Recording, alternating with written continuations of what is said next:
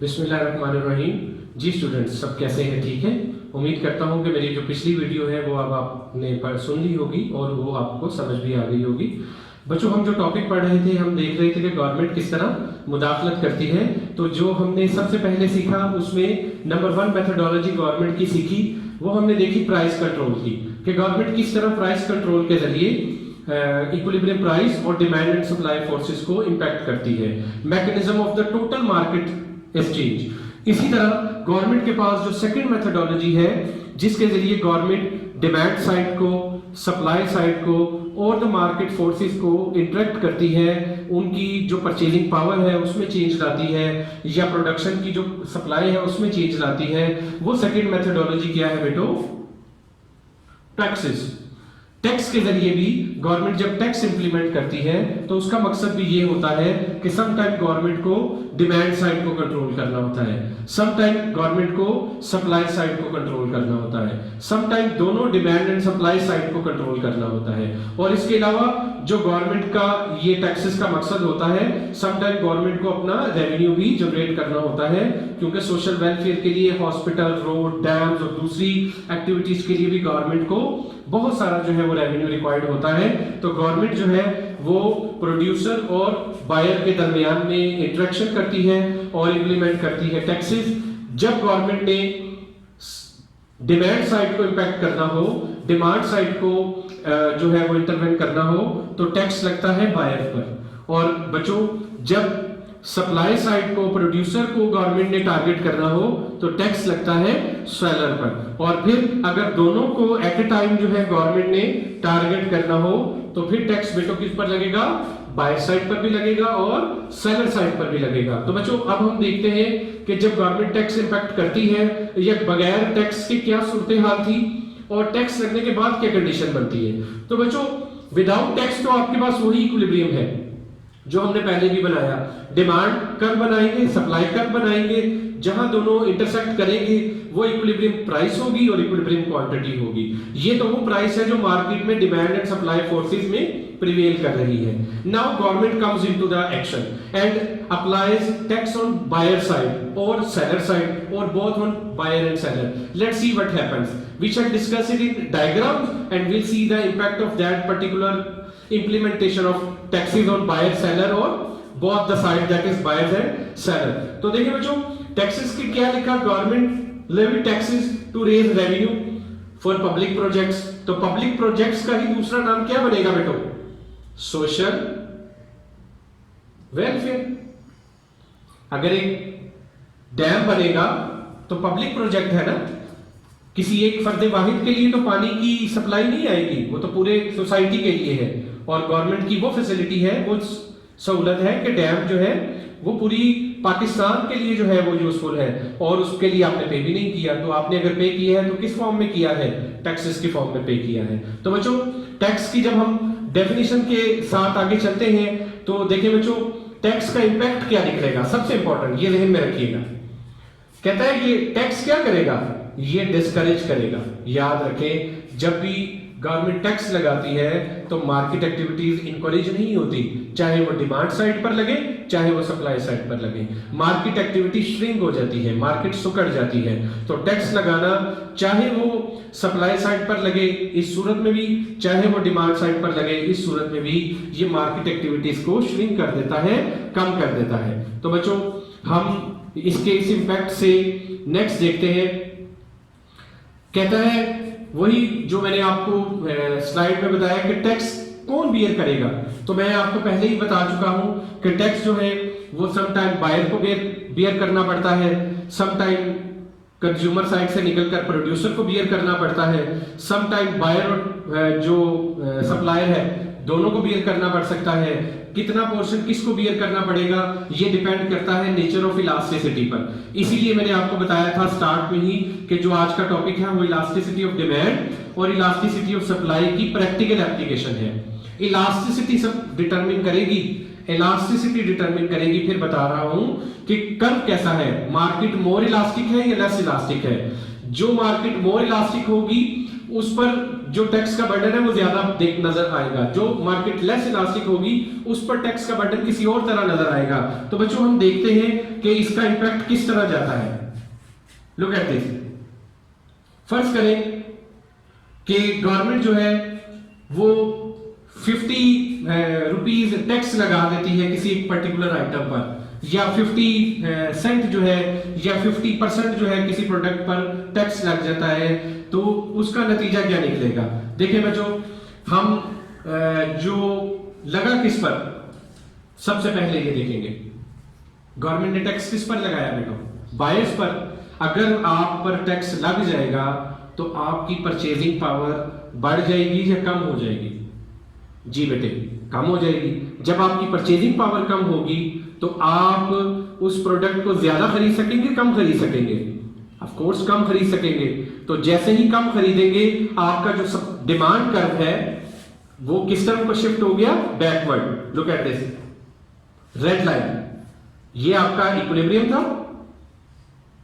जब बायर पर टैक्स लगा आपकी परचेजिंग पावर गिर गई, आपकी जो डिमांड है वो पहले से कर्व शिफ्ट होकर बैकवर्ड आ गया, और बैकवर्ड आने से नतीजा ये निकला कि उसने सप्लाई को इस पॉइंट पर टच किया। लुक एट दिस, ये पॉइंट, और पहले डिमांड का पॉइंट ये था, और अब जो मार्केट में डिमांड है वो चेंज होकर ये स्टेज पर आ गई। हम इन दो पॉइंट्स को प्राइस साइड पर लेकर जाएंगे और यहां पर लेकर आएंगे। अब देखें बच्चों, व्हाट दीज 2 पॉइंट्स रिप्रेजेंट और what these 2 points represent, it can be seen in a clear diagram that is a complete elaboration of ₹50 tax on buyer. देखें बच्चों, सबसे पहले जो प्राइस थी वो कितनी थी? ₹3। ये कौन सी प्राइस थी? Price without tax. 0.5 या 50% जो है वो टैक्स लगा, तो उससे जो टैक्स की इंपैक्ट है, नतीजा ये निकला कि आपका कर्व जो है वो डाउनवर्ड शिफ्ट हो गया, इस पॉइंट पर आया। मैंने दिखाया था ना ये पॉइंट, देखें जी, डिमांड कम होकर कितनी रह गई बेटो? 90। और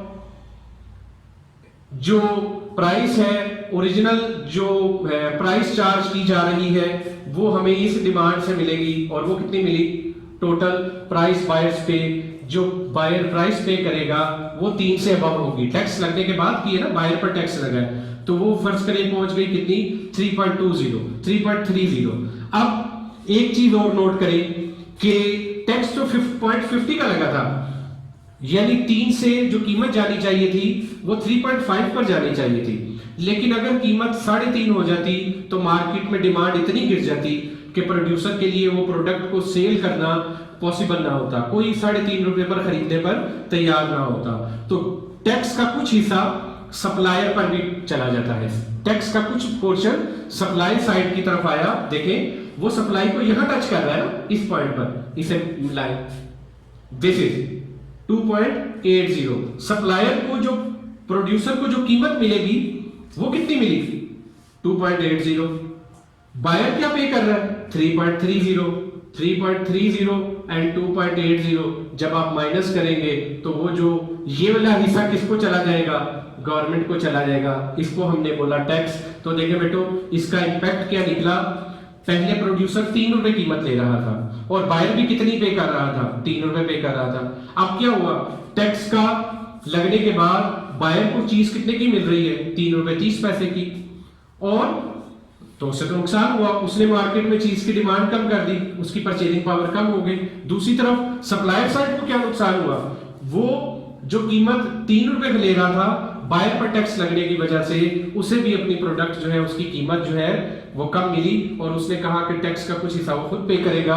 2.80 उसने रिसीव की, तो जो प्रोड्यूसर साइड है उसका रेवेन्यू भी गिरा, बायर की परचेजिंग पावर कम हुई, और गवर्नमेंट ने दोनों से जो है वो टैक्स वसूल किया 0.5। इस तरह टैक्स के जरिए जो है टोटल इक्विलिब्रियम चेंज होता है, रेवेन्यूज चेंज होते हैं, डिमांड साइड चेंज होती है, सप्लाई साइड चेंज होती है। तो बच्चों, ये उम्मीद करता हूं कि ये डायग्राम आपको समझ आई होगी, और इसका जो इंपैक्ट है जो मैंने आपको दिखाया कि ये जो टैक्स है, देखिए इसका बर्डन 0.2 पड़ा सप्लाई साइड पर और 0.3 गया बायर साइड पर। तो बायर साइड को अभी भी जो टैक्स का बर्डन है वो ज्यादा पे करना पड़ा, और सप्लायर साइड को टैक्स का बर्डन, हालांकि ये टैक्स लगा किस पर, बायर पर, लेकिन फिर भी सप्लायर साइड को भी ये टैक्स का बर्डन बियर करना पड़ा।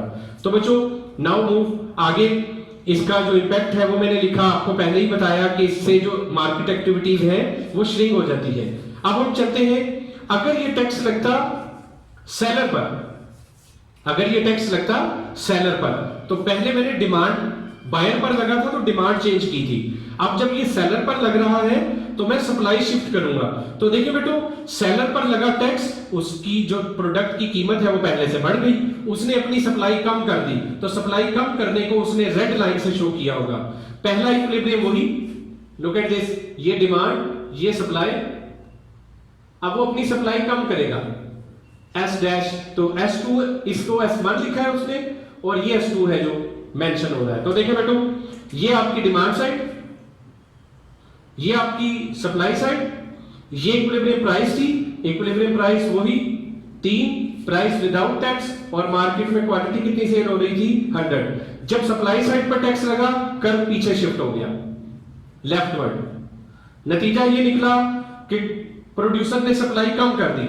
जब प्रोड्यूसर ने सप्लाई कम की तो उसने सप्लाई कम करके कितनी ले आया मार्केट में, 90। उसका नतीजा ये निकला कि जो प्राइस है देखें वो दोबारा कहां पहुंची, 3.30 पर, क्योंकि मार्केट में चीज की शॉर्टेज क्रिएट हुई और उसके जरिए उसने कीमत बढ़ाई।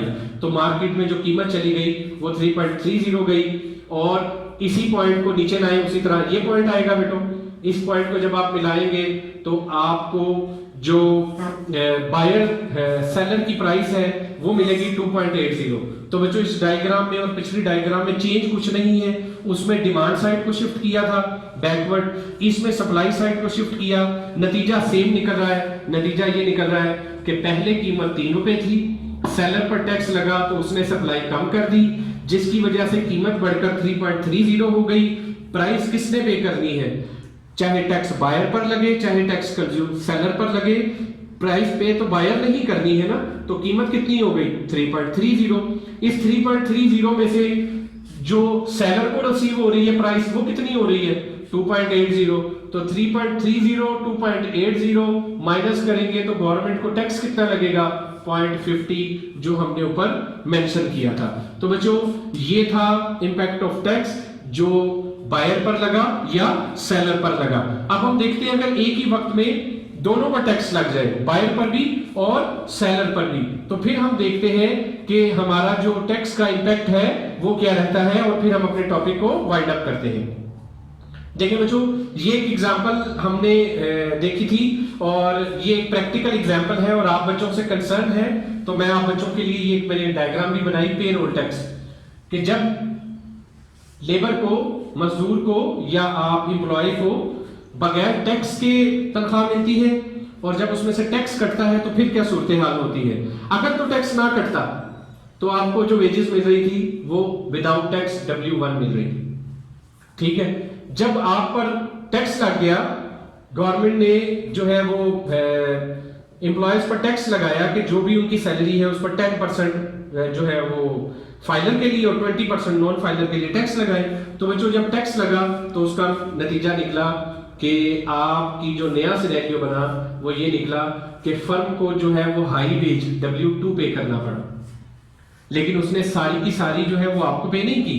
इस W2 में से उसने गवर्नमेंट को टैक्स पे किया और आपको सैलरी क्या दी, टैक्स माइनस करने के बाद आपकी सैलरी मूव होकर कहां रहेगी W0 पर। तो बच्चों टैक्स लगने के बाद ये टैक्स का पोर्शन आपने अपनी तनख्वाह में से दिया और ये टैक्स का पोर्शन जो है वो फर्म आपके हिस्से का गवर्नमेंट को पे कर रही है।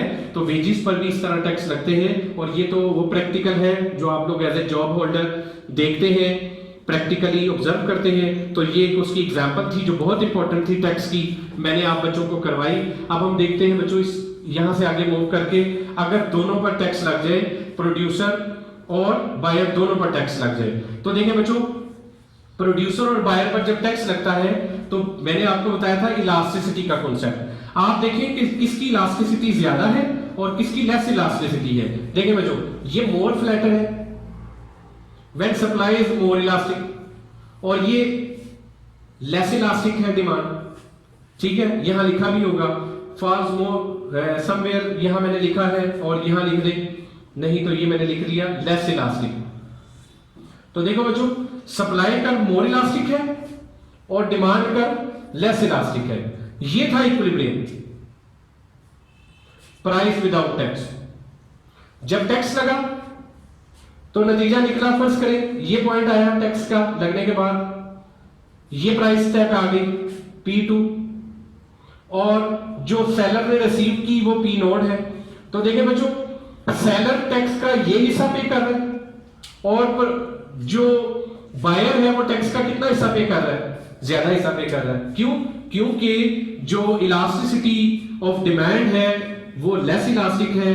कोई ऐसी प्रोडक्ट है जिसकी कीमत में जितनी भी तब्दीली आ जाए डिमांड में ज्यादा चेंज नहीं आएगा, तो लेस इलास्टिक होने की वजह से कीमत बढ़ तो गई लेकिन डिमांड में ज्यादा कमी नहीं आई, इसलिए आप इतना टैक्स का पोर्शन पे करने के लिए एग्री हो गए और सप्लायर ने कम पे किया।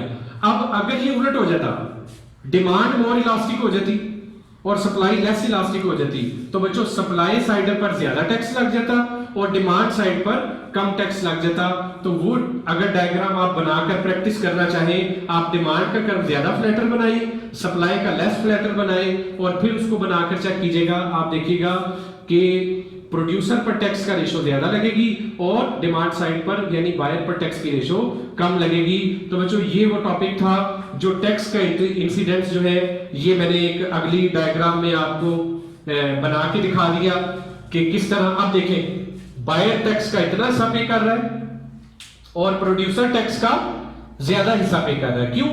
क्योंकि अब उलट हो गया, अब डिमांड जो है वो मोर इलास्टिक हो गई और जो सप्लाई है वो आपकी क्या हो गई, लेस इलास्टिक हो गई बच्चों। तो जब ये शिफ्ट हो गई डायग्राम तो ऑटोमेटिकली जो है वो टैक्स रेशो में भी चेंज आया। तो ले बेटो, इन दी एंड हम इस चीज को फाइनल करते हैं। हमने देखा the burden of tax fall more heavily on the market which elastic, less elastic. जो भी कर या जो मार्केट लेस इलास्टिक होगी डिमांड की, तो डिमांड पर टैक्स ज्यादा लगेगा यानी बायर पर लगेगा। अगर वो सप्लाई की लेस इलास्टिक हुई तो ज्यादा टैक्स सप्लाई साइड पर लगेगा। तो बेटो ये था टॉपिक जिसे मैंने समरी बनाकर आपको जो आज हमने पढ़ा मैंने आपके लिए एक्सप्लेन कर दिया कि हमने आज क्या क्या पढ़ा। इसके बाद आपका बच्चों एक क्विज है, वो क्विज जो है वो आपका एडमोडो पर मैं अपलोड कर रहा हूं। उस क्विज को इस वीडियो को देखने के बाद आप सॉल्व करें, बड़ी आसानी से सॉल्व होगा। उम्मीद करता हूं कि ये टॉपिक आपको समझ आया, आपने इस टॉपिक को एंजॉय किया। वैसे जब भी मैं किसी से पूछता हूं कि टैक्स का इम्पैक्ट क्या होता है तो एक स्टूडेंट कहता है सर टैक्स के बाद इम्पैक्ट ये होता है कि हमारे लिए खाने के लिए रोटी नहीं बचती। तो फिर मैंने एक और से पूछा तो कहता है सर टैक्स के बाद इम्पैक्ट ये होता है कि मेरी सैलरी इतनी कम रह जाती है कि मुझे घर जाते शर्म आती है। तो ओवरऑल टैक्स एक बर्डन फील होता है। लेकिन बच्चों हम जब सोसाइटी में आने वाली इतनी सारी डेवलपमेंट देखते हैं तो वो सब अगर टैक्स ना पे किया जाए तो उन सबको जो है करना मुश्किल हो जाता है। तो बच्चों tax is a compulsory contribution, ये एक लाजमी कंट्रीब्यूशन है। तो सोसाइटीज जितना ज्यादा टैक्स पे करती हैं और गवर्नमेंट जितना ज्यादा टैक्स लगाती है आगे उनको यूज करती है, उतनी ही सोसाइटी फ्लरिश करती है और उसमें जो अनइक्वालिटी है अमीर और गरीब का फर्क वो ऑटोमेटिकली खत्म होता है। तो बच्चों मेरी तरफ से अल्लाह हाफिज। इंशाल्लाह अब हम इसके बाद जो नेक्स्ट क्विज के बाद हम करेंगे वो हम अपना जो टॉपिक है वो सीखेंगे और उसमें हम गवर्नमेंट की मजीद पॉलिसीज को डिस्कस करेंगे और नेक्स्ट जो है वो प्रोड्यूसर सरप्लस और कंज्यूमर सरप्लस से रिलेटेड टॉपिक को डिस्कस करेंगे। अल्लाह हाफिज।